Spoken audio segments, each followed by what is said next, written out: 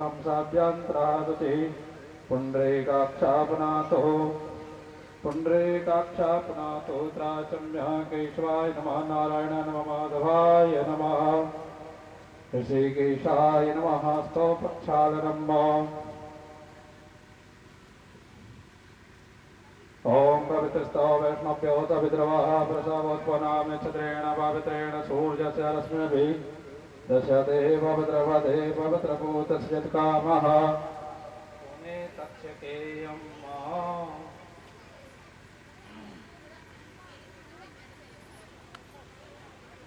ओम देव शांतिरंतरजगो शांति पृथ्वी शांतिरापः शांतिरोपदयः शांतिः वनस्पतयः शांतिर्विश्वे देवाः शांति ब्रह्म शांतिः सर्वगुण शांतिः शांतिरेव शांतिः शाम शांतिरेव ओम बर्हापीठं नटवरवपुः कर्णयो कर्णिकारम् विप्रदवाशाकनककपसं व्यजयन्तीं च मालाम् रन्ध्रान् वेणोऽधरसुदया पूरयन् गोपवृन्दै वृन्दारण्यं स्वपतिरमणं द्राविडगीतकीर्तिः प्राणपुरुषोत्तमाय नमः ध्यानार्थे गन्धाक्षपाणि समर्पयामि सुखदेव भगवान का ध्यान करें। ओम हरि ओम मायं प्रव्रजन्तमनपेतमपेत कृत्यं द्वैपायनो विरहकातरया जुहाव पुच्छेत तन्मयतया तरवो विनीतोष तं सर्वभूतहृदयं मुनिमानतोऽस्मि श्री सुखदेवताभ्यो नमः ध्यानार्थे गन्धाक्षपाणि समर्पयामि। जल छोड़िए। पादवाद्यं हस्तो अर्घ्यं मुखे वाचम्यं सर्वांगे स्नान्यं जलम समर्पयामि।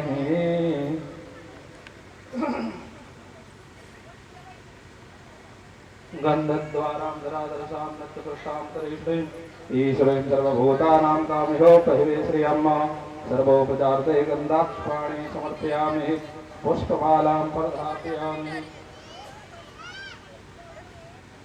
माल्यानि सुगन्धीनि मादित्यादीनि विप्रवो मया हृदानि पुष्पाणि पूजार्थं प्रतिगृहीतां पुष्पमालां समर्पयामि।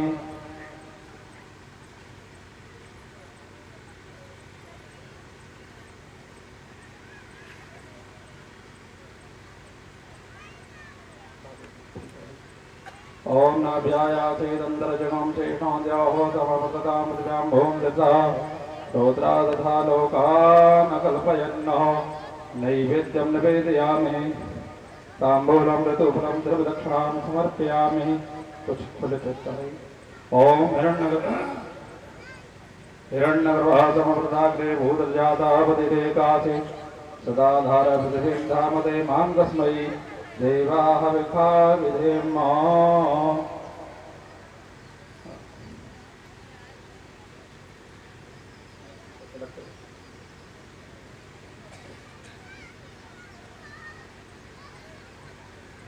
ओम व्यासाय विष्णुरूपाय व्यासरूपाय विष्णवे नमो ब्रह्मण्यविदये वासिष्ठाय नमो नमः। सर्वोपचार्थे गन्धाक्षपाणि समर्पयामि।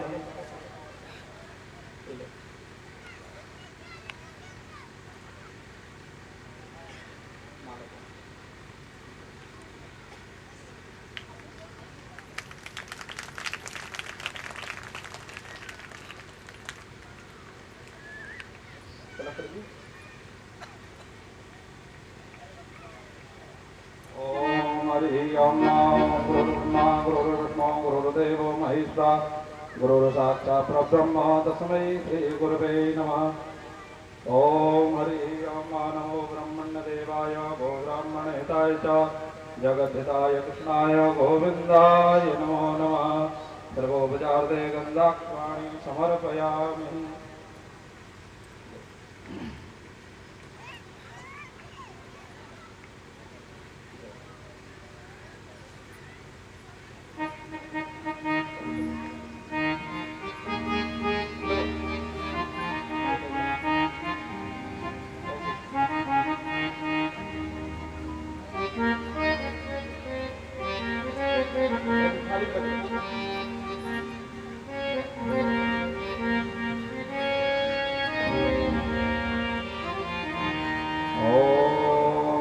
स्तोरीदलकमलाटपटले वाक्षास्थले कौर्दवां नासाग्रे वरमुक्तिकं करतले वेणुकरे गङ्गणां सर्वाङ्गे हरिचन्दनं सुललितं कण्ठे च मुक्तावली गोपास्त्री परिवेष्टितो विजयते गोपालचूडामणि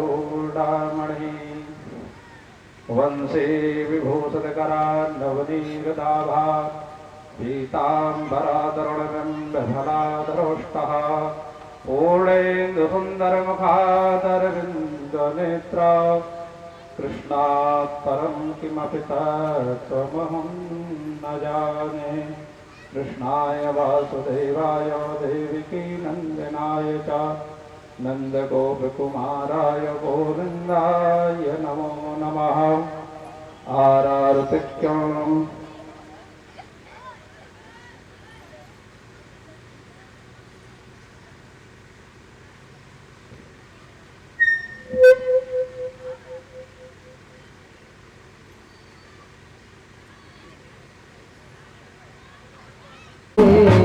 आपको बनाओ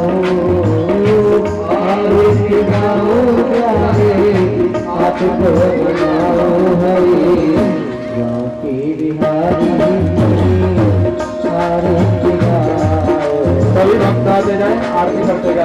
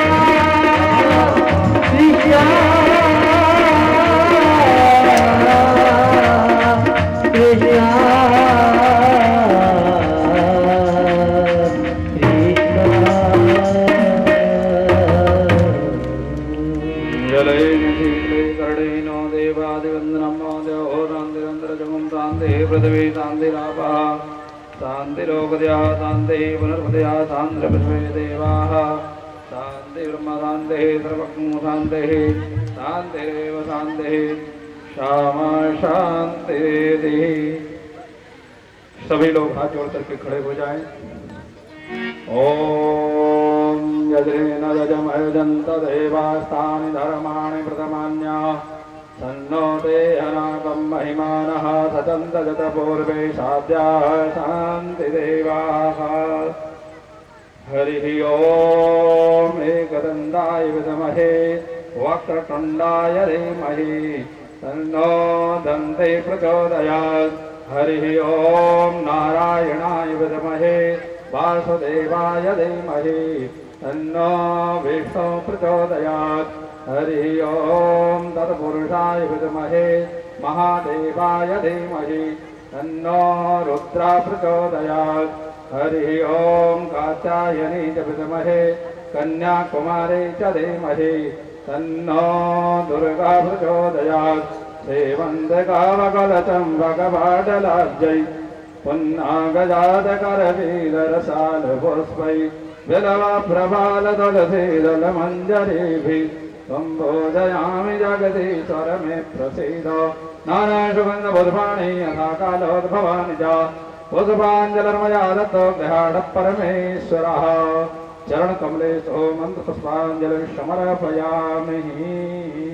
बोले भागवत भगवान की, सुखदेव जी महाराज की, व्यास जी महाराज की, वृंदावन के बिहारी लाल की, राधा रानी की, गिरिराज जी महाराज की, यमुना मैया की, अयोध्या नाथ की, कनक भवन सरकार की, हनुमान गढ़ी की, काशी विश्वनाथ भगवान की, गंगा मैया की, यमुना मैया की, त्र्यंबकेश्वर भगवान की, गोपेश्वर भगवान की, कात्यायनी माता की, दुर्गा मैया की, चामुंडा मैया की, चित्र भगवान की। जय जय श्री राधे, जय जय श्री राधे। नमः पार्वती पते हर हर महादेव। श्याम सभी लोग अपने अपने स्थान को ग्रहण करें, प्रणाम करें। व्यास जी महाराज के मुखारविंद से मंगलमयी श्रीमद् भागवत कथा का स्वागत करें। ज्ञान गंगा में आप अवगाहन करें जो सदा मोक्षदायिनी है। ऐसी पावन ज्ञान गंगा में आप अवगाहन करें। ऐसा सुअवसर आपको प्राप्त हुआ है। आज चतुर्थ दिवस है, पता ही नहीं चला 4 दिन कब निकल गए और आज से 3 दिन बाकी है। जो नहीं आ पाए हैं वो आ जाएं, कथा श्रवण करें, क्योंकि 7 दिन तक जो नहीं सुन पाता है वो एक भी दिन सुन ले तो उसको फल प्राप्त होता है। इसलिए सबसे हम तो पर्वत यही प्रार्थना करते हैं। देखिए आपके कानपुर में तो गंगा जी है ही है, आप उनका महत्व जानते होंगे, पर गंगा मैया के पास हमको चल के जाना पड़ता है कि नहीं जाना पड़ता है? चल के जाना पड़ता है। तो गंगा मैया के पास हम लोगों को चल के जाना पड़ता है, तब हमारे वो पाप ताप हरण करते हैं। लेकिन श्रीमद् भागवत ज्ञान भागीरथी ऐसे है कि आप जहां बुलाओगे वहां आ जाते हैं। आपके इस पावन त्रिलोकपुर ग्राम में भागवत जी का आपने आवाहन किया, भले ही यजमान के माध्यम से है, तो यजमान का कल्याण तो स्वाभाविक है, होगा ही, लेकिन जितने यहाँ पर श्रवणार्थी हैं, जिन लोगों के कानों में आवाज जा रही है, उनका भी कल्याण होगा। ये भागवत महारानी की परम कृपा है। तो आप सब लोग बड़े भाव से ध्यान से कथा श्रवण करें। बीच बीच में झांकी भी आएगी। और आज नंद महोत्सव है, आज कन्हैया का जन्मदिन है, बड़े धूमधाम से मनाया जाएगा। बधाई लौटाई जाएगी और बधाई दे भी जाएगी। बोले वृंदावन बिहारी लाल की जय। एक बार नंद बाबा के लिए बड़ी जोर से ताली बजा दो। बोले नंद बाबा की। सभी बड़े भाव से कथा श्रवण करें। जय श्री राम। श्री गणेशाय नमः।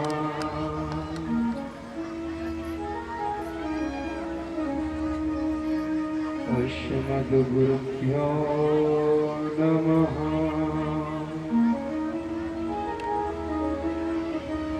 श्रीमातृपितृचरणकमलेभ्यो नमः। श्रीमते रामानुजाय नमः। हरि ओम।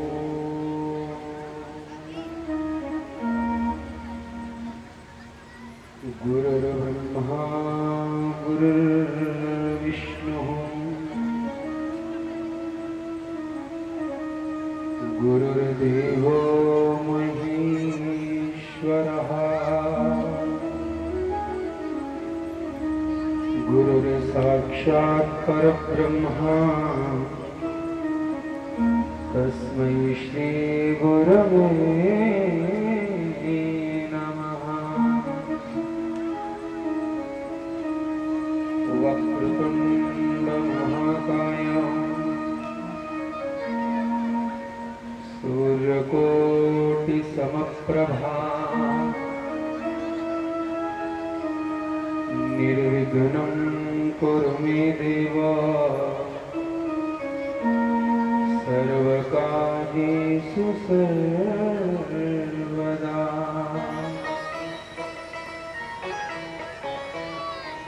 श्री वृंदावन कलोनाथ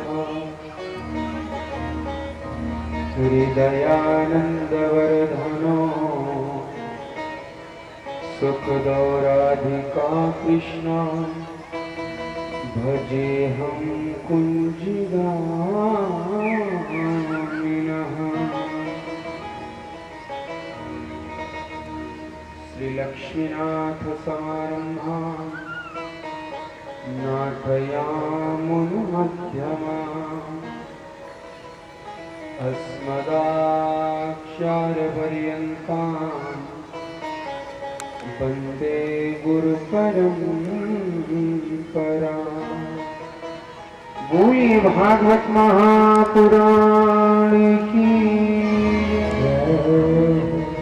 परम मंगल में परात्पर अखिलेश्वर अकारण करुणा वर्णाय भक्त वांछा कल्पतरु कणिंदित विनिंदित पीतांबरधारी बाल कृष्ण लाल की वांगमयी प्रतिमूर्ति श्रीमद्भागवत महापुराण। विगत दिवस में हम और आप सभी भक्तगणों ने बड़े भाव से बड़ी श्रद्धा से भगवान वामन का जन्मोत्सव मनाया। आज चतुर्थ दिवस की कथा में हम सभी भक्तगण प्रवेश करने से पूर्व कुछ हरि नाम संकीर्तन तत्पश्चात मनमुख सभा को भागीरथी गंगा में अवगाहन करेंगे। श्री राधे। हे गोपाल राधे कृष्णा गोविंद गोविंद।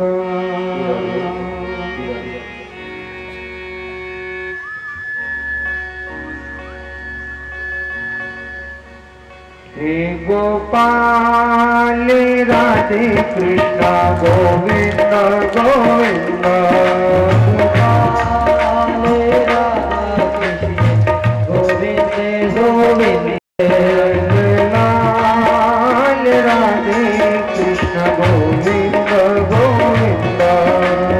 लाल राधा कृष्ण गोविंद गोविंद। कृष्ण गोविंद गोविंद कृष्ण गोविंद गोविंद। कृष्ण गोविंद गोविंद।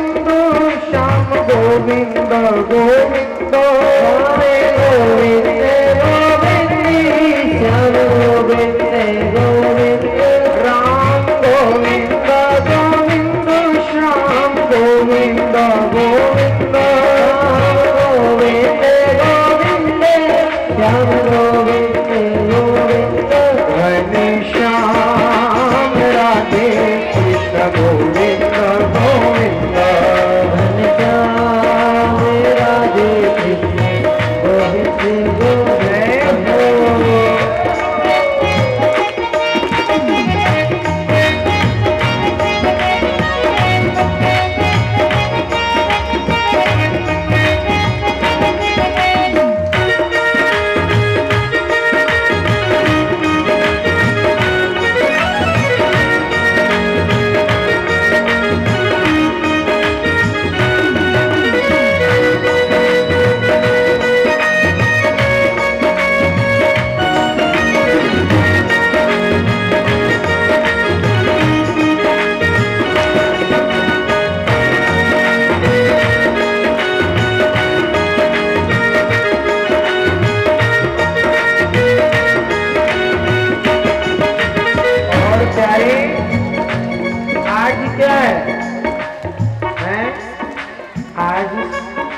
गुरुवार है, शुक्रवार, गुरुवार।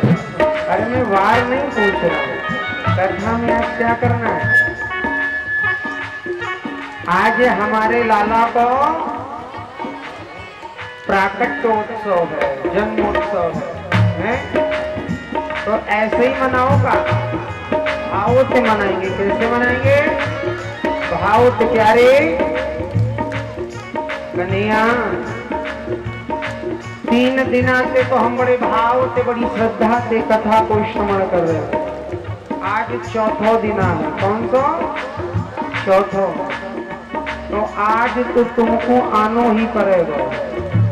तो कितने लोग भाव से बुलाना चाह रहे कन्हैया को और कहेंगे प्यारे आ जाओ हे गोपाल, आ जाओ हे गोपाल, ओ आ जाओ हे गोपाल, आ जाओ हे गोपाल, ओ आओ ना हे नंदलाल,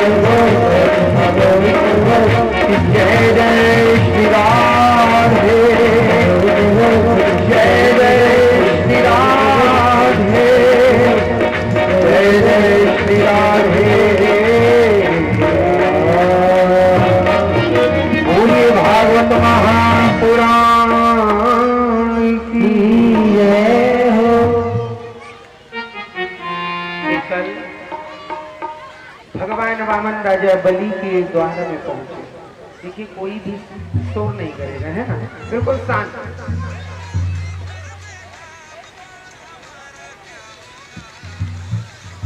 कि जब आदरणीय श्री सुखदेव जी महाराज राजा परीक्षित से कह रहे हैं राजा, जिस समय वामन भगवान राजा बलि के यहाँ पर पहुंचे, तो राजा बलि ने वामन भगवान का बड़ा ही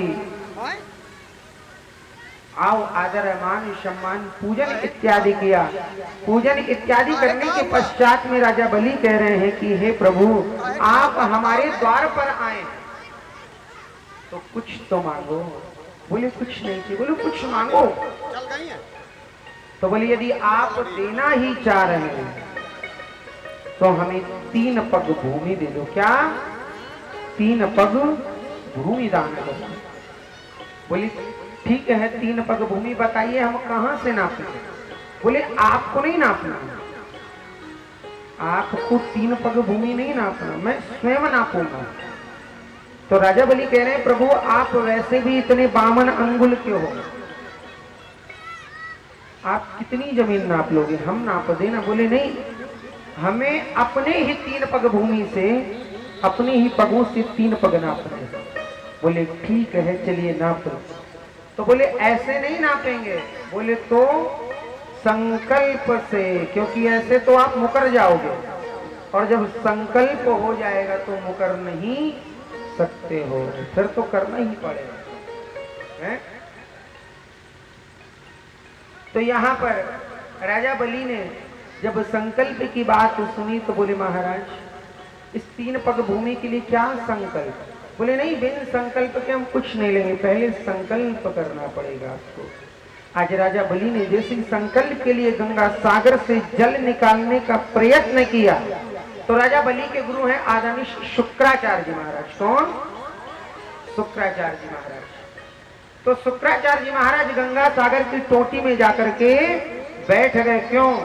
क्योंकि ना जल निकलेगा, ना संकल्प होएगा, और ना चेला हमारा लुटेगा। क्यों? क्योंकि शुक्राचार्य जी को मालूम था ये तो छलिया है, ये तो कन्हैया, ये तो नारायण है, और ये हमारे शिष्य को, हमारे चेला को छल के ले जाए।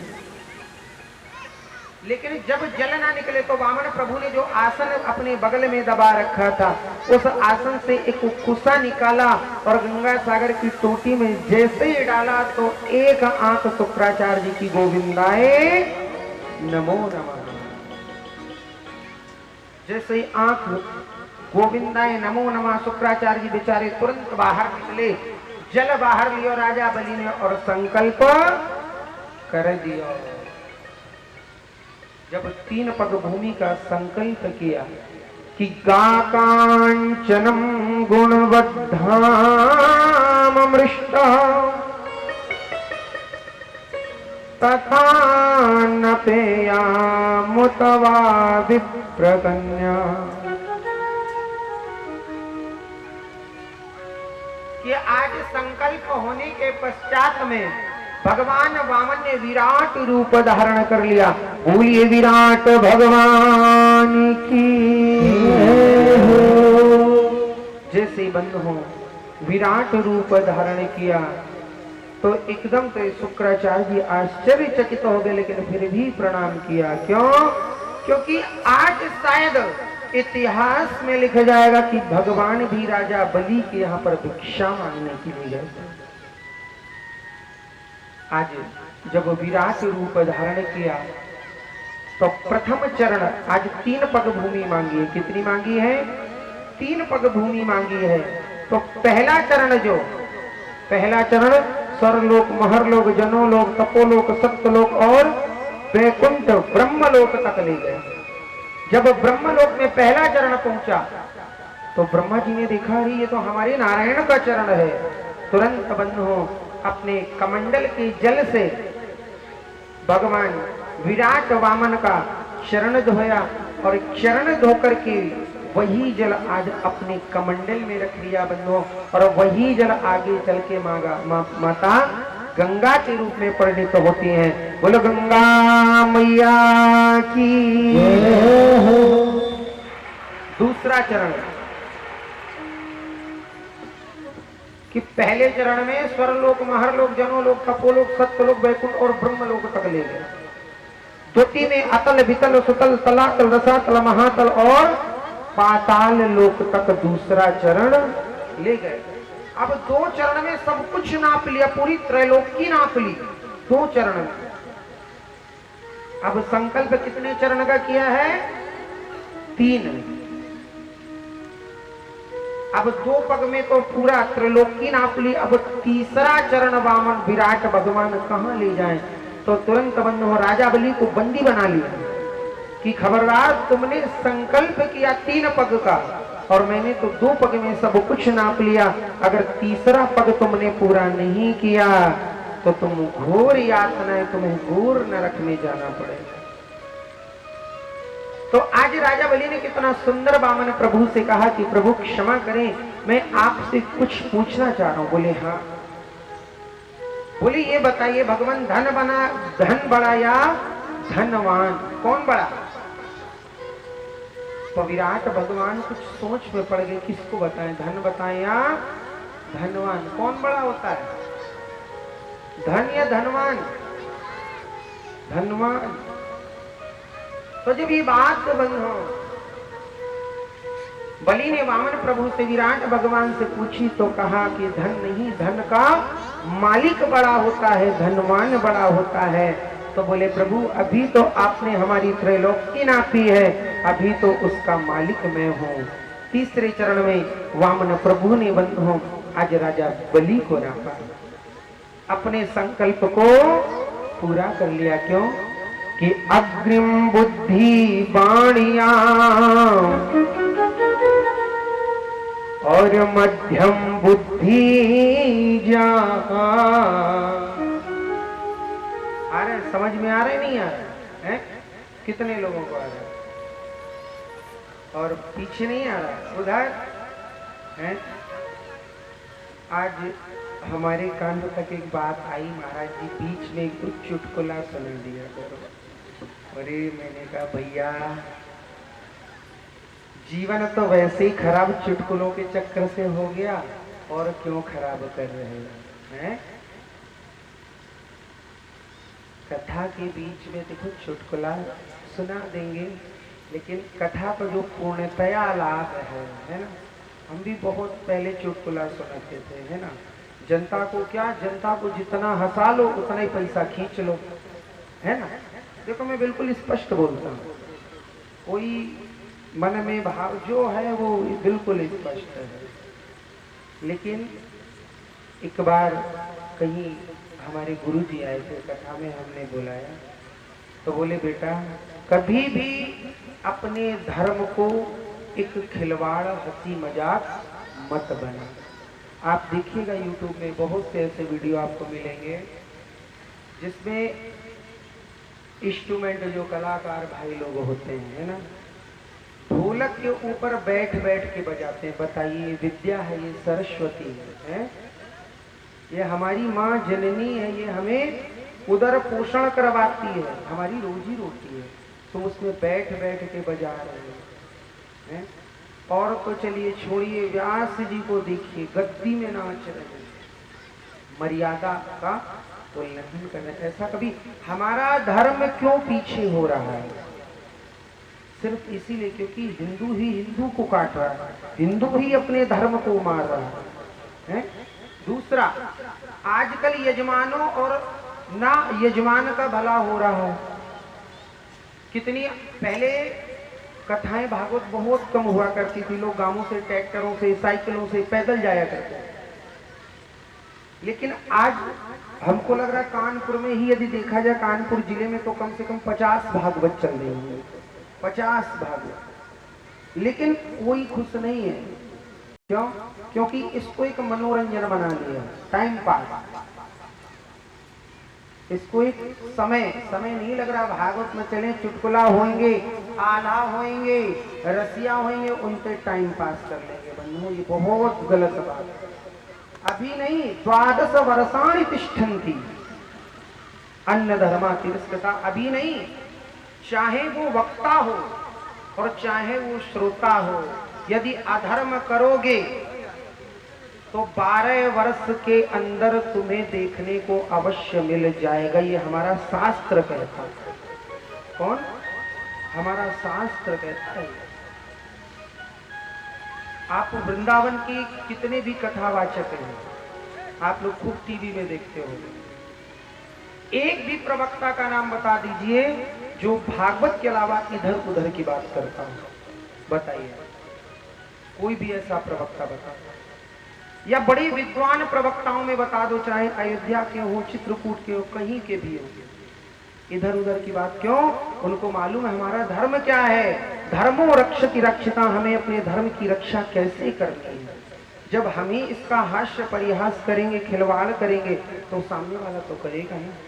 इसलिए हमेशा याद रखो, मैं अपनी नहीं कह रहा हूं, अन्यत्र कहीं भी आप कथा श्रवण करें, यहां तक YouTube में भी वीडियो देखे ना, तो जो वास्तविकता कथा है, जो वास्तविकता कथा जिसमें हमें ज्ञान प्राप्त हो वही हमें कथा देखनी भी चाहिए। ये नहीं टाइम पास नहीं हो रहा, वो वाली लगा, वो उसकी बहुत अच्छी है, उसकी बहुत अच्छी, भैया इनका परिणाम बहुत बुरा होता। मैं कितनों को गिनवा सकता हूँ, लेकिन ऐसा नहीं करना चाहिए। चलिए आगे बढ़ाते हैं।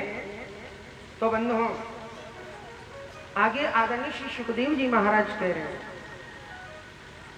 जब तीसरे पद में राजा बलि को नापा, राजा बलि हाथ जोड़े खड़े हैं। वामन प्रभु आज प्रसन्न है। वामन प्रभु कह रहे हैं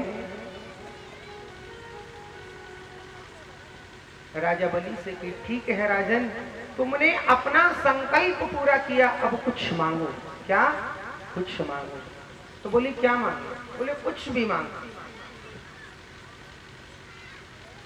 जब ये बात कही कुछ मांगो, तो बोले प्रभु बस हमें एक ही चीज दे दो। बोले क्या? जब ये बात कही तो राजा बलि की बात सुन करके वामन प्रभु को मन में भाव आया, कहीं ऐसा ना हो ये त्रैलोकी फिर से ना मांग ले। तो बोले नहीं, मैं तुम्हें सुतल लोक का राजा बनाता हूँ। बोले ठीक है प्रभु, आपने हमें सुतल लोक का राजा बनाया, लेकिन हमारी इच्छा तो आप सुनिए। बोले क्या है? आपने हमें सुतल लोक का राजा बनाया, लेकिन मैं उस महल से जिस द्वार से जिस दरवाजे से निकलूं, हमें उस दरवाजे में आपका दर्शन होना चाहिए। तो मानो कि विराट भगवान कह रहे मतलब मैं तुम्हारा पहरेदार चौकीदार बन के रहूं, कि जिस दरवाजे से आप निकले उसी दरवाजे में हम आपको अपने दर्शन प्रदान करें। बोले प्रभु आप जैसा चाहो वैसा सोचिए। इधर बंधु भगवान विष्णु बहुत दिन से आए, माता लक्ष्मी विचलित है कि हमारे नारायण प्रभु कहाँ गए। नारद जी के माध्यम से मालूम चला कि आपके जो स्वामी नारायण हैं वो राजा बलि के यहाँ पर सुतल लोक में द्वारपाल का कार्य कर रहे हैं। माता लक्ष्मी आई, राजा बलि से प्रणाम किया। राजा बलि ने भी प्रणाम माता लक्ष्मी को किया, और माता लक्ष्मी उसी महल में निवास करने लगी। माता लक्ष्मी आज राजा बलि को रक्षा सूत्र बांध रही है। क्या? रक्षा सूत्र, वो होता है ना रक्षाबंधन में राखी, तो आज रक्षा सूत्र बांधा कि एन बद्धो बलि राजा दानवेंद्रो महाबलः तेन त्वां प्रतिबध्नामि रक्षमाचलमाचलः।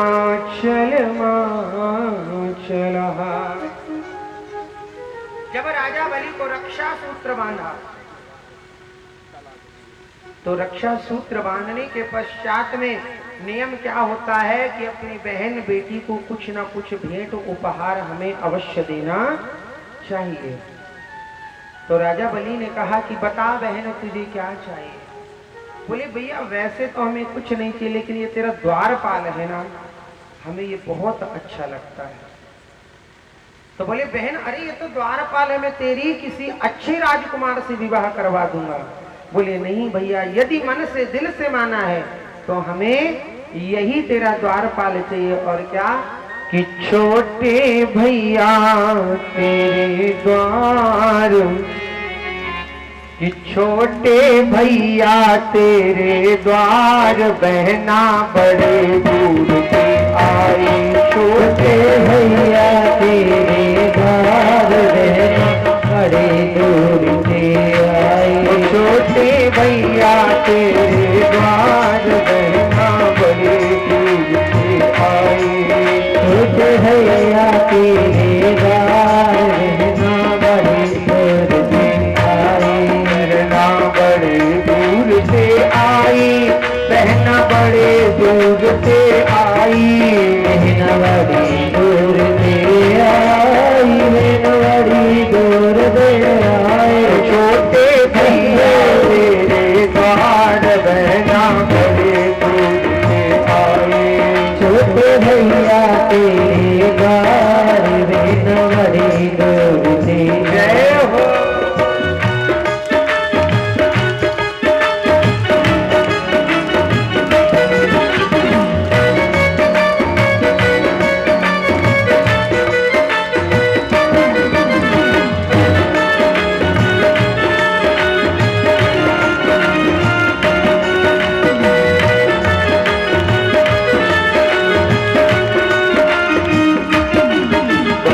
ये मेरी इच्छा, बंधवाए ले हाथ में रक्षा। भैया ये मेरी इच्छा, बंधवाए ले हाथ में रक्षा। भैया ये मेरी इच्छा, बंधवाए ले हाथ में रक्षा। भैया ये मेरी इच्छा, बंधवाए ले हाथ में रक्षा। छोटे भैया तेरे द्वार में ना गए, छोटे भैया तेरे द्वार में ना बड़े दूर से आए। छोटे भैया तेरे द्वार में ना बड़े दूर से आए। छोटे भैया तेरे द्वार में ना बड़े दूर से आए। छोटे भैया तेरे द्वार में ना बड़े दूर से आज बंधो राजा बलि ने माता लक्ष्मी को भगवान नारायण सौंप दिए। माता लक्ष्मी आज भगवान नारायण को, वामन को लेकर के और अंतर ध्यान हो गए। इधर आगे चल के कह रहे हैं कि आगे चल के भगवान ने मत्स्य रूप धारण किया। इधर कि राम कृष्ण दो एक है, अंतर नहीं निमेर। इनके नयन गंभीर है, उनकी चपल भी से। कि राम और कृष्ण ये भगवान नारायण के अवतार हैं, दोनों एक हैं। एक है षोडश कलावतार, एक है द्वादश कलावतार। द्वादश कलावतार प्रभु श्री रामचंद्र और षोडश कलावतार भगवान श्री कृष्ण। कि राम कृष्ण दो एक है, दोनों एक है। कि अंतर नहीं निमेर, कि इनके नयन गंभीर हैं, उनके चपल विशेष। अब इन दोनों की पहचान कैसे करेंगे? राम और कृष्ण की पहचान कैसे करेंगे? बोले प्रभु श्री राम के जो नेत्र है ना, इनके गंभीर हैं, मर्यादित हैं बिल्कुल। और भगवान श्री कृष्ण के नेत्र इनके चपल विशेष। भगवान श्री कृष्ण के चंचलता है, मन में चंचलता है। इधर आगे कह रहे हैं सर्वप्रथम भगवान नारायण, नारायण के पुत्र हुए ब्रह्मा जी, ब्रह्मा के पुत्र हुए कश्यप, मरीच, मरीच के पुत्र हुए कश्यप, कश्यप के हुए विवस्वान, और विवस्वान के हुए वैवस्वत मनु। और इसी वंश में आगे चल के हुए वैवस्वत मनु के आगे चल के शरियाती हुए। शरियाती के बंधुओं यहाँ पर एक कन्या जिसका नाम था सुकन्या, उसने बाल चपलता बस, कौतूहल बस च्यवन ऋषि के नेत्रों में, क्योंकि च्यवन ऋषि समाधि लगाए हुए थे, उस सुकन्या ने मन में विचार किया कि तो शायद कोई पुतला है। उसने एक छोटा सा तिनका लिया और च्यवन ऋषि के नेत्रों में डाल दिया। जैसे ही च्यवन ऋषि के नेत्रों में डाला, च्यवन ऋषि नेत्रहीन हो गए। लेकिन बंधुओं, अश्विनी कुमारों की कृपा से च्यवन ऋषि के पुनः नेत्र आए। इधर च्यवन ऋषि और सुकन्या का पाणी ग्रहण संस्कार दोनों का हो गया। आगे चल के बंधुओं, इसी वंश में राजा अम्बरीश हुए। कि अम्बरीश महाभागा, राजा अम्बरीश भगवान के बहुत अनन्य भक्त थे। कि जब तक भगवान का पूजन अर्चन वंदन नहीं कर लेते थे, तब तक जल भी ग्रहण नहीं करते थे। एक दिन राजा अम्बरीश एकादशी का व्रत थे। तो जब एकादशी का व्रत थे, तो उसी समय आदरणीय श्री दुर्वासा जी महाराज आ गए। दुर्वासा जी को जैसे ही राजा अम्बरीश ने देखा तुरंत साष्टांग प्रणाम किया। प्रणाम करने के पश्चात में दुर्वासा जी ने आशीर्वाद दिया। जब जाने लगे तो आदरणीय राजा अम्बरीश ने दुर्वासा जी से कहा कि स्वामी, कल आपका इस दास के यहाँ पर निमंत्रण है, आप अवश्य पधारिएगा। जब ये बात कही तो दुर्वासा जी ने कहा ठीक है, मैं अपने कुछ संतों के साथ आपके यहाँ पर अवश्य पधारूंगा। एकादशी पूरी हुई, द्वादशी आई तो कभी कभी ये हो जाता है तिथि क्षय हो जाती है, मतलब कोई तिथि कुछ क्षण के लिए ही होती है, उसके बाद तुरंत दूसरी तिथि लग जाती है। तो जब द्वादशी आई तो द्वादशी कुछ पल की ही थी, उसके बाद त्रयोदशी थी। तो राजा अम्बरीश ने मन में विचार किया कि ऐसा करे, पता नहीं ये दुर्वासा ऋषि कब आएंगे, संत ब्राह्मण कब आएंगे, कहीं फिर त्रयोदशी ना लग जाए, इसलिए भगवान का चरणामृत लेकर के एकादशी का पारायण तो भी कर लो। जैसे बन्नो भगवान का चरणामृत तुलसी दल डाल के जैसे ही लेने लगे कि अकाल मृत्यु हरणम सर्व व्याधि विनाशनम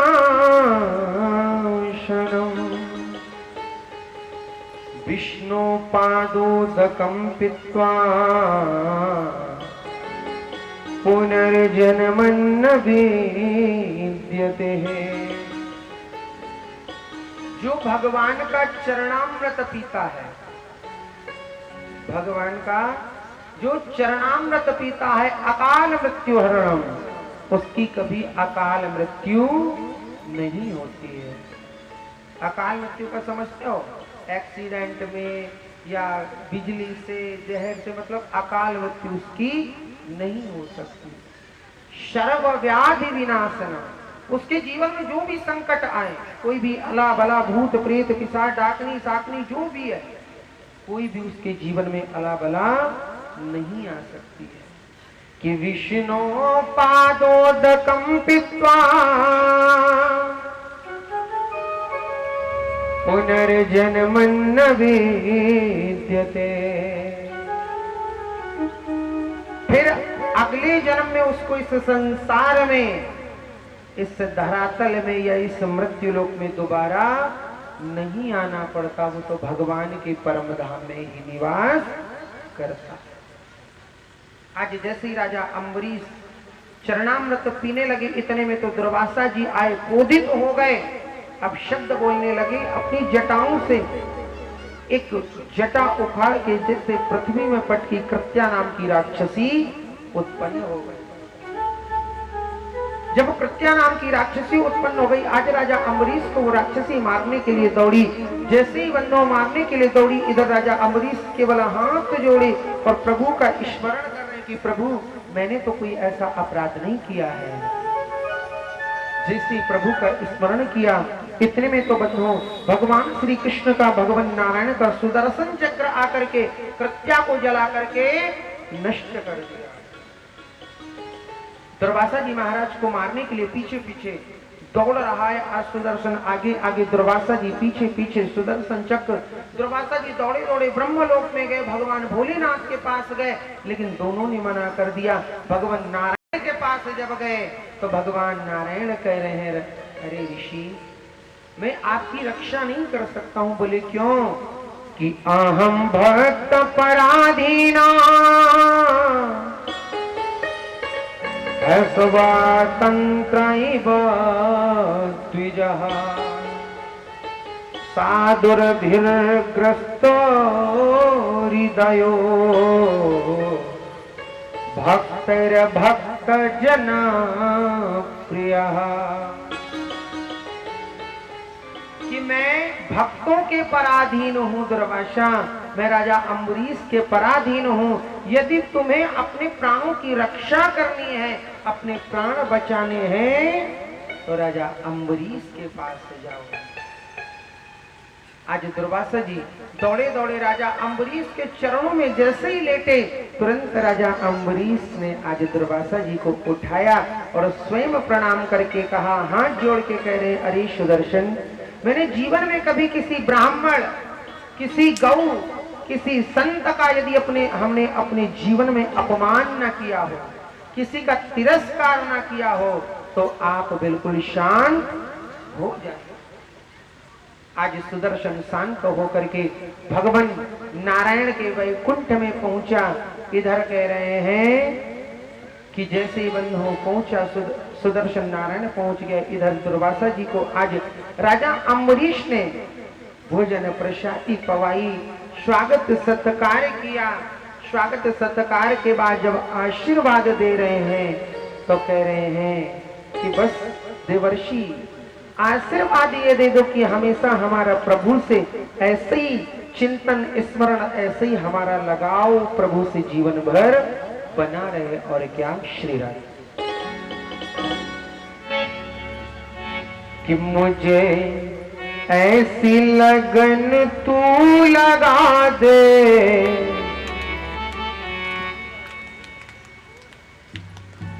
कि मुझे ऐसी लगन तू लगा दे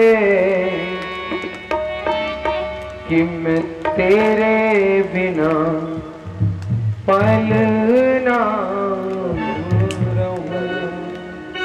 और भाव से सभी लोग खड़े होकर कि मुझे ऐसी लगन तू लगा दे, मैं तेरे बिना पल ना रहूं। ऐसी लगन तू लगा दे, मैं तेरे बिना पल ना रहूं। ऐसी लगन तू लगा दे, मैं तेरे बिना पल ना रहूं। मुझे ऐसी लगन तू लगा दे, मैं तेरे बिना पल ना रहूं। ऐसे नहीं, धर्म के पुजारी धर्म चाहते हैं, धर्म के पुजारी धर्म चाहते हैं, धर्म के पुजारी धर्म चाहते हैं, धर्म के पुजारी धर्म चाहते हैं। हम क्या चाहते मालूम है ना, है? हम क्या चाह रहे हैं अब?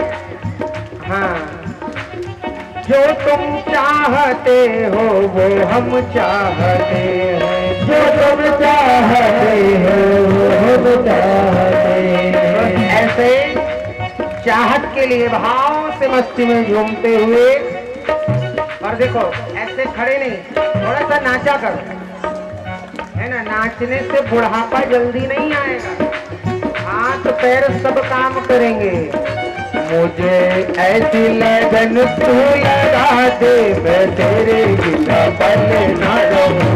मुझे ऐसी लगन लगा दे, मैं तेरे बिना पल ना रहूं। मैं तेरे बिना पल ना रहूं, मैं तेरे बिना पल ना रहूं, मैं तेरे बिना पल ना रहूं, मैं तेरे बिना पल ना रहूं। बाल दीप जला दे, मैं तेरे बिना पल ना रहूं। प्यार वाला दीप जला दे, मैं तेरे बिना पल ना रहूं। चलो, ये हमारी मैयाएं तो बेचारी पास है गई है ना, हमें पता पड़ गई कि तुम सब लोग नाच लो, लेकिन ये भैया तुमको ना आवे का नाचना है। अब इनके ताई व्यवस्था कहाँ से करी जाए। मन में तो इनके यूँ चल रही होगी कि महाराज अगर मिल जाए तो नहीं सुनो बड़ो, फिर हम दिखाते अपनी पावर है। अब आगे भी व्यवस्था करवाएंगे, खड़े तो है जाओ भैया, खड़े जाओ और थोड़ो थोड़ो तो आगे आओ, है ना। नाम लिखवा दियो, कौन को कितनी चाहिए, कौन वाली चाहिए, है ना। सारी व्यवस्था करवाएंगे। थोड़े थोड़े इधर आ जाओ भैया, है ना। इधर आके और भाव पे मुझे ऐसी लगन तू लगा दे, मैं तेरे बिना पल ना रहूं। ऐसी लगन तू लगा दे, मैं तेरे बिना पल ना रहूं। मैं तेरे बिना पल ना रहूं, मैं तेरे बिना पल ना रहूं, मैं तेरे बिना पल ना रहूं, मैं तेरे बिना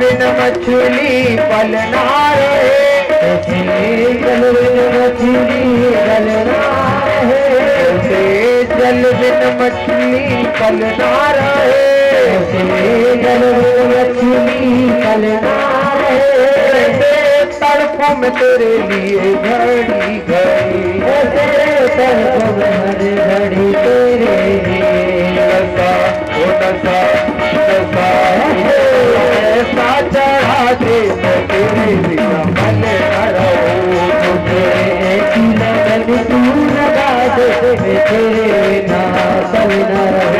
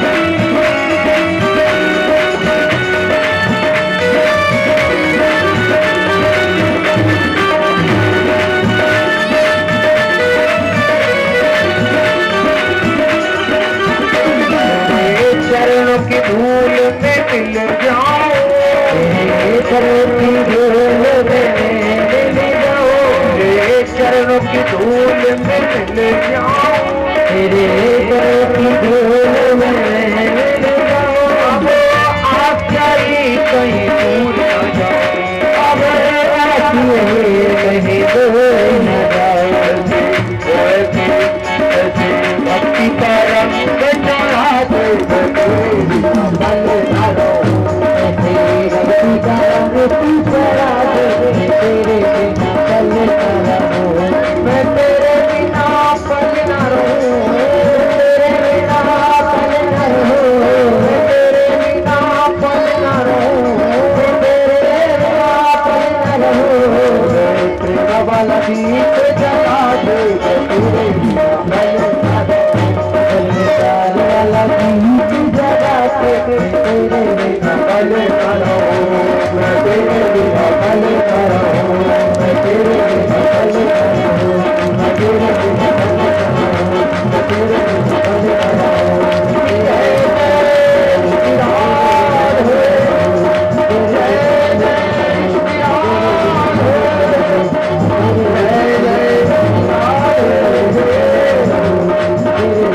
रहूं, बैठ जाओ भैया, थक गए है ना, मालूम है कैसा करते हैं। अब ऐसे खड़े तो है जाएंगे बेचारे मजबूरी में, लेकिन करेगा। एक दृष्टांत तो सुनाऊं आपको, यहाँ के लोगों के ऊपर ही है पूरा पूरा पूरा यहाँ के लोगों का। एक पंडित जी महाराज थे, बहुत ध्यान से सुनेंगे है ना। अब वो बेचारे पढ़ के कहीं से आए,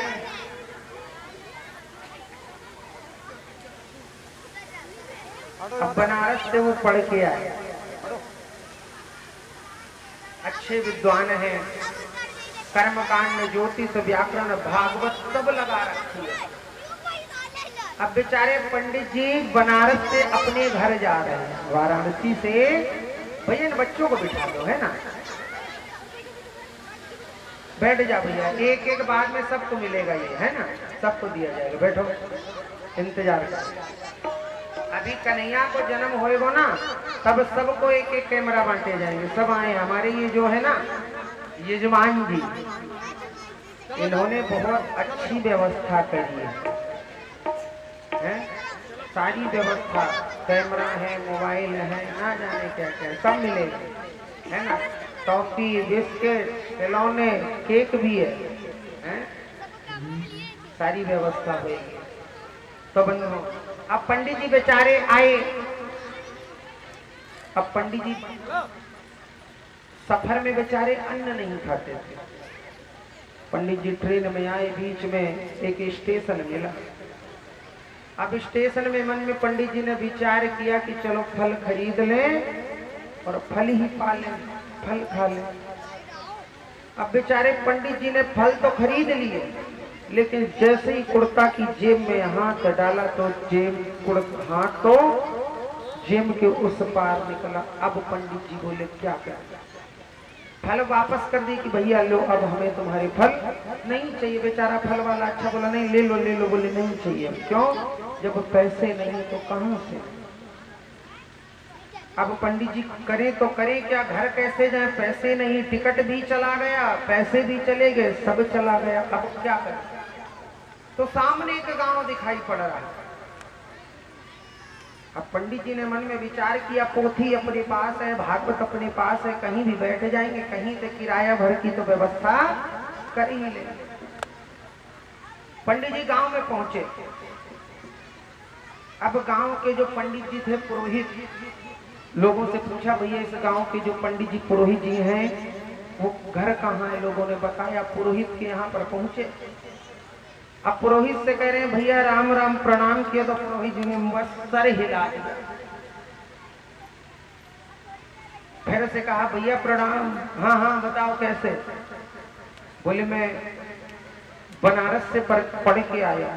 बोले कहीं से भी पढ़ के आए हो, हमें क्या मतलब, आगे बता। बोले मैं तुम्हारे यहाँ पर कथा करना चाहता। तो पंडित जी कह रहे हैं यहाँ कथा कोई नहीं कराएगा, कोई जानता ही नहीं। अब बोले ठीक है भैया, जाने मत जाने आप ले तो चलो। अब जो गांव का मेन होता है, सरपंच जिसको बोलते हैं, वो पटेल जी। अब पटेल के यहाँ पर पंडित जी पहुंचे।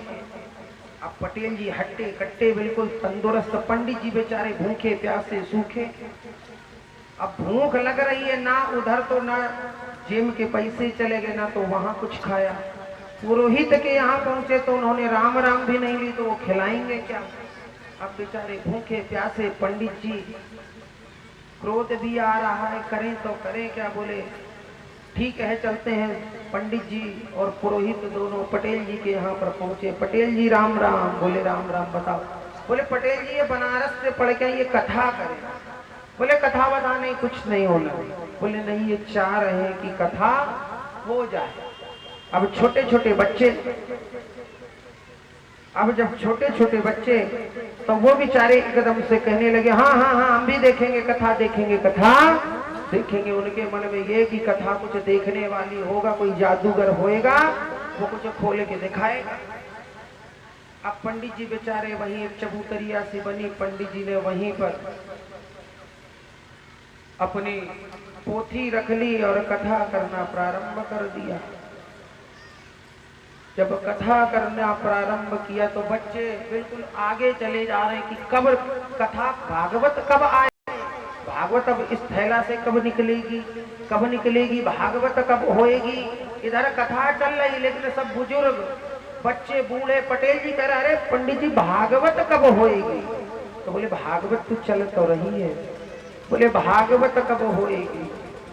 अब बच्चे बेचारे देखें कि कब निकले, कब भागवत निकले।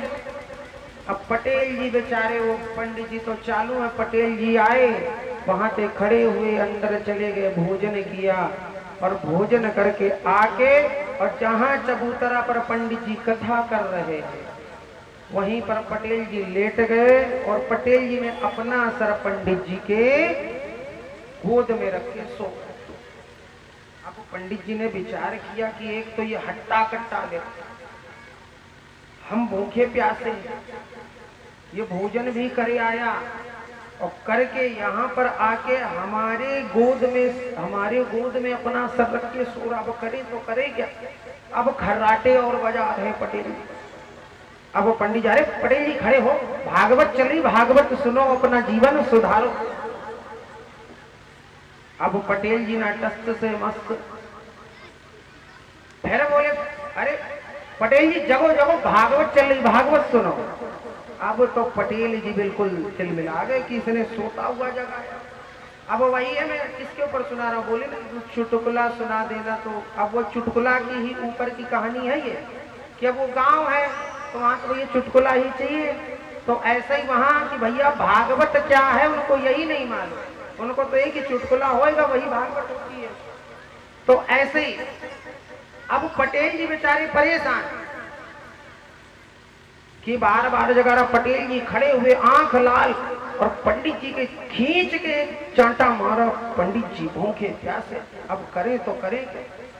पंडित जी ने आओ गिना न ताव सब अपना माला झाला उतार के रख के पंडित जी ने 2 तड़ी तड़ दिए। पटेल जी आप बिल्कुल, अब तो दोनों पंडित जी पटेल की गुत्थम गुत्था। अब सब बच्चे बूढ़े भागवत चालू हो गई, भागवत चालू हो गई, भागवत चालू हो गई। दूर रहना दूर रहना दूर रहना, कोई भी बीच में मत जाना, नहीं भागवत मैया उसी के ऊपर चढ़ जाएंगी। अब भागवत मैया उसके ऊपर चढ़ जाएंगी तो भैया यहाँ पटेल पंडित जी भूखे प्यासे और क्रोध में और थोड़ा जवान, पटेल जी बेचारे बूढ़े। तो पंडित जी ने पटेल मारते मारते घसीटते घसीटते, एक गेहूं भरने का वो होता है ना, बड़ा सा नांद बना देते नीचे जमीन में। अब लड़ते झगड़ते पंडित जी ने पटेल जी को उसमें उठा के पटक दिया। अब सब देख रहे भैया कोई पास मत आना, भागवत हो रही है, भागवत चल रही है। अब भागवत चलते चलते बेचारे पटेल जी के बोल नहीं निकल रहे। पटेल जी कह रहे भैया भागवत बंद करवाओ। पटेल जी कह रहे भागवत सुन ली, अब भागवत बंद करो। बोले नहीं अभी भागवत चलेगी। अब पटेल जी की जो धर्म पत्नी इधर बच्चे सब बोले पंडित जी कुछ भी ले लो, भागवत अब पूरी कर दो। तो पंडित जी के पास तो वैसे ही कुछ नहीं था, किराया भाड़ा।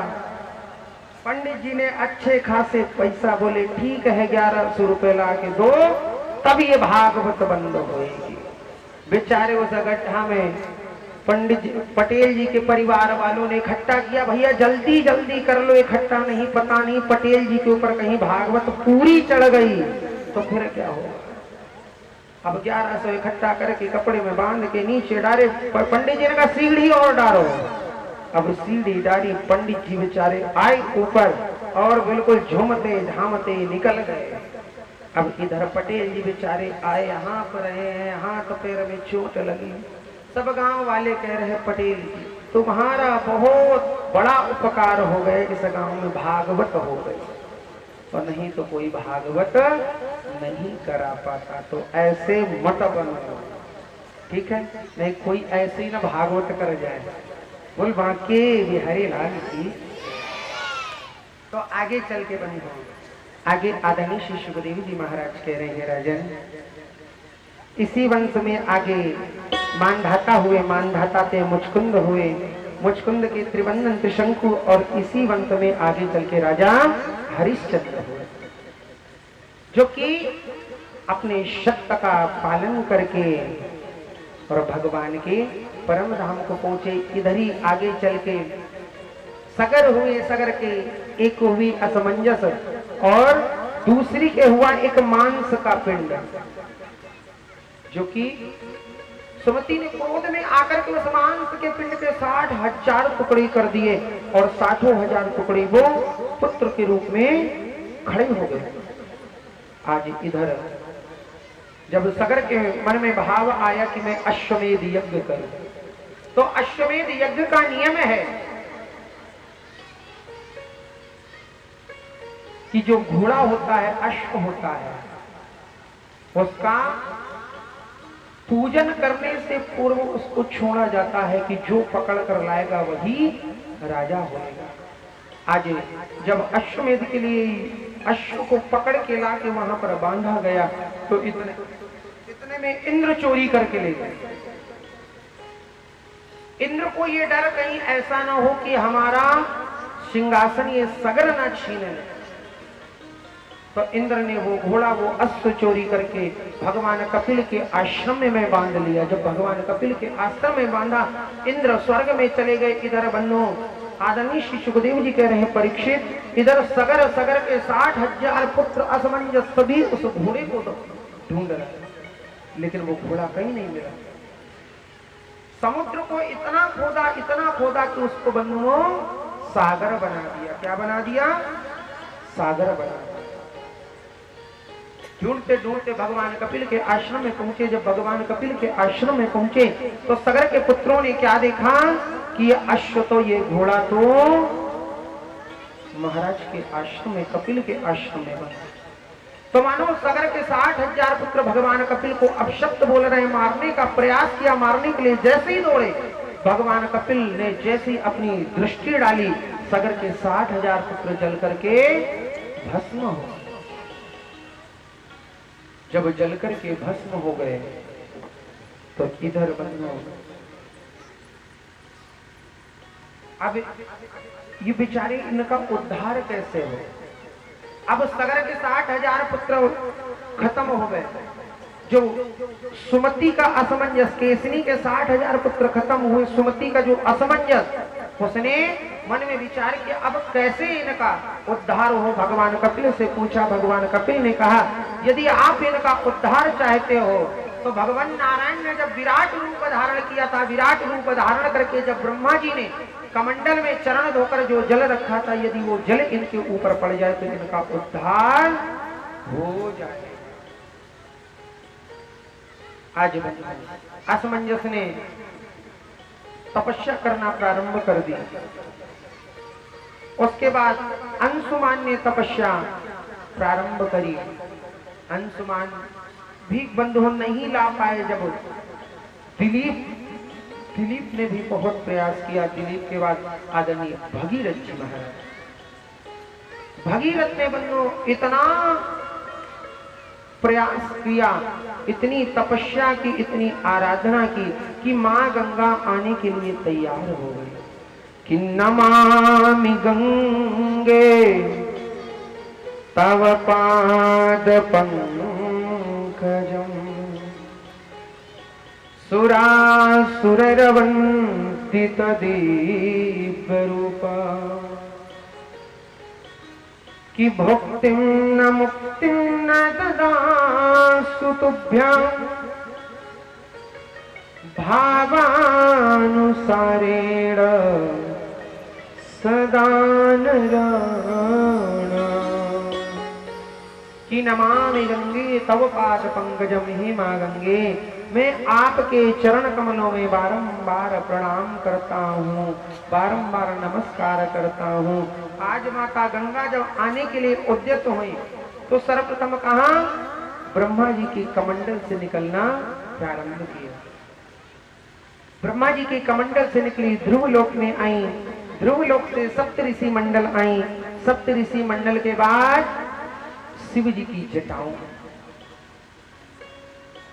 जब शिव जी की जटाओं में आई तो भगवान शिव ने माता गंगा को लुप्त कर लिया। जब माता गंगा को लुप्त कर लिया तो मां गंगा बार बार भगवान शिव से कह रही हैं कि प्रभु बाहर निकालो, बाहर निकाल। बोले नहीं। क्यों? क्योंकि को आपको अभिमान था कि हमारा वेग, हमारा भार कोई सहन नहीं कर सकता है। आज बहुत प्रयास, पुनः भागीरथ जी ने भगवान शंकर से कहा कि वंदे देवो मापतिं सुरगुरुं वंदे जगत्कारिणं वंदे पन्नगभूषणं मृगधरं वंदे पशूनां पति कि वंदे शूरसशंखभन्निनयनं वंदे मुकुन्द प्रियम् वंदे भक्तजनाश्रयं च वरदं वंदे शिवम शंकरम्। आज भगवान भोलेनाथ की भगीरथ जी ने आराधना की। आज माता गंगा भोली की जटाओं से निकली। जटाओं से जैसे ही निकली सुमेरु में आए, हिमालय से आते हुए, गौमुख से निकलते हुए बंधुओं आगे आगे भगीरथ जी महाराज। क्यों? क्योंकि माता गंगा को आगे आगे भागीरथ जी ले जा रहे हैं। कि जहाँ पर उनके भाइयों की भस्म पड़ी है, चिता पड़ी, उनके ऊपर से निकालेंगे ताकि हमारे पितरों का मोक्ष हो जाए। आज आगे आगे भागीरथ जी महाराज, पीछे पीछे माता गंगा, और जैसे ही बंधु माता गंगा भागीरथ के पितरों के ऊपर से निकले, आज समस्त पितरों का उद्धार हो गया। बोलो गंगा मैया की जय। आगे चल के कह रहे हैं इसी वंश में आगे हुए खड़वांग, खड़वांग के हुए दीर्घबाहु, दीर्घबाहु के हुए रघु, और इसी वंश से आगे चल के रघुवंश के रूप में ख्याति प्राप्त हो गई। आगे चल के इसी वंश में आगे महाराज दशरथ। अब महाराज दशरथ कैसे? दशरथ के पिताजी का नाम था अज। तो एक दिन बंद हो, एक पंडित जी थे और उनकी धर्मपत्नी बेचारे बड़े ही निर्धन परिवार था। तो एक दिन पंडित जी ने विचार किया कि मैं राजा के यहाँ पर जाऊं, कुछ मांग कर लाता हूं। राजा के यहाँ पर पहुंचे कि महाराज हमें कुछ दो। बोले क्या दें? बोले कुछ भी दो। बोले आप बताइए तो। बोले आप जो मांगो हम वो आपको दे दे। बोले ये कुछ नहीं चाहिए, आपकी हाथ की मेहनत की कमाई का हमें कुछ चाहिए। बोले ठीक है, आप कल प्रातः आइए। राजा ने रात्रि में कहीं पर वेश बदल कर कार्य किया, जो धन आया उसको इकट्ठा किया कि प्रातः पंडित जी आएंगे और इन पंडित जी को दे देंगे। आ रही कथा समझ में? आ रही नहीं आ रही है? कितने लोगों को आ रही है? बाकी उधर भैया नहीं आ रही क्या है? आ रही है ना? बोल तो हिंदी ही रहा और बहुत ही सरल भाषा से समझाने का प्रयास कर। तो बंधुओं, जब प्रातः पंडित जी आए तो जो धन था वो पोटली में बांधकर पंडित जी को दे दिया कि लीजिए महाराज। पंडित जी वो धन लेकर के अपनी श्रीमती पंडितानी को दिया कि देवी अभी इसे रख लो, जब हमें आवश्यकता पड़ेगी तब हम आपसे मांग लेंगे।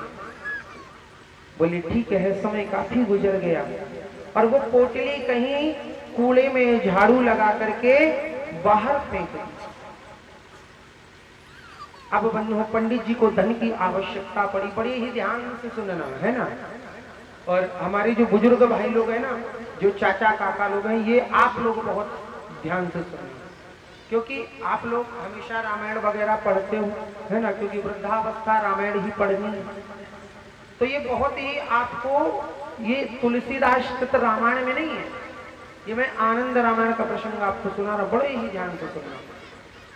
जितनी देर राम कथा हो उतनी देर बिल्कुल अब शांत है ना, ध्यान। तो बनो अब झाड़ू के माध्यम से वो बाहर फेंक दिया। पंडित जी को आवश्यकता पड़ी कि देवी वो जो धन हम राजा के यहां से लाए थे वो धन हमें दे दो। बेचारी श्रीमती ने पूरी कुटिया में देख लिया लेकिन वो धन कहीं नहीं मिला। अब क्या करे? बोले ऐसा तो नहीं जहां पर हम घर का कूड़ा डालते हैं फेंकते हैं वहां चला गया। बेचारे पंडित जी दौड़े दौड़े गए, पूरा कूड़ा खोदने लगे तो धन तो नहीं मिला उनको। वहां पर रत्न मिलना प्रारंभ। एक रत्न, दो रत्न, तीन रत्न, चार रत्न, 5, यहां तक 9 रत्न जब मिल गए तो पंडित जी ने कहा हमें ये बात राजा को बतानी चाहिए। दौड़े दौड़े राजा के पास गए कि राजन, आपने जो धन हमें दिया था वो पता नहीं कहां गया, और आज उस धन को जब हम ढूंढने लगे तो वहां पर हमें रत्न मिल रहे हैं। राजा बोले अच्छा मैं भी चलता हूं। राजा जब आए तो बोले अभी तक रत्न बोले